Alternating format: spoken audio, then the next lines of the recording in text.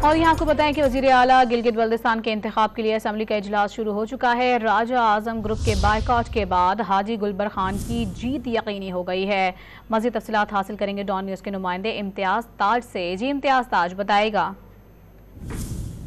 गिलगित बल्तिस्तान के नए कायदे अवान के इंतखाब के सिलसिले में इजलास बाकायदा तौर पर शुरू हो गया है और अभी स्पीकर के कहने पर जो हाजी गुलबर खान साहब जो फॉरवर्ड पीटीआई के फॉरवर्ड ग्रुप के सरबराह थे उनके जो हामी जो अरकान असम्बली है उनको अलहदा उनको कहा तो अभी तक उनको जो है हाजी गुलबर को 33 रुकनी ऐवान में 19 अरकान की भारी अक्सरियत से उसकी हिमायत का ऐलान कर दिया। इसी तरह हाजी गुलबर जो है गिलगित बल्तिस्तान के नए कायदे ऐवान इस वक्त मुंतखब हो गए हैं और 19 अरकान ने जो है उनकी हिमायत कर दी है और एक जो रुकन असम्बली आज़ाद नवाज खान नाजी ने जो है उसकी हिमायत से इनकार कर दिया है।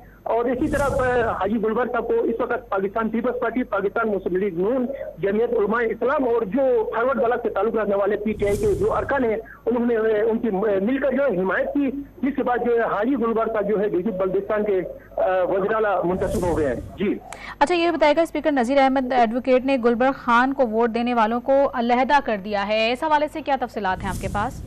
जी स्पीकर जो असम्बली है गिलगित बल्तिस्तान के उन्होंने तिलावत के बाद जो है जो बाकायदा प्रोसेस शुरू किया और उन्होंने कहा कि हाजी गुलबर को सपोर्ट करने वाले जो अरकान असम्बली हैं वो अलहदा हो जाए ताकि ये मालूम हो सके कि हाजी गुलबर को कितने अरकान असम्बली जो उसकी हिमायत कर रहे हैं। तो अरकान में जो ऐवान के अंदर 20 अरकान थे, अरकान असम्बली थे, उसमें से 19 जो है अलहदा होकर हाजी गुलबर की उन्होंने हिमायत की है, जबकि जो फॉरवर्ड ग्रुप है हमखान ग्रुप है जिसको लीड कर रहे थे राजा आजम साहब के जो ग्रुप है उसमें से कोई भी एक रुकन असम्बली में दाखिल नहीं हुए और रात को उन्होंने अपोजिशन में बैठने का ऐलान किया था और इलेक्शन के प्रोसेस का बाइकाट का ऐलान किया था। इसी तरह ये बाइकाट अभी तक जारी है, उनमें से कोई भी एक रुकन उनका जो है असम्बली में दाखिल नहीं हुआ। इसी तरह हाजी गुलबर जो है गिलगित बल्तिस्तान के कायदे ऐवान बने हैं 19 वोट लेकर। जी सही, राजा आजम ग्रुप के बायकॉट के बाद हाजी गुलबर खान की जीत यकीनी हो गई है और उनकी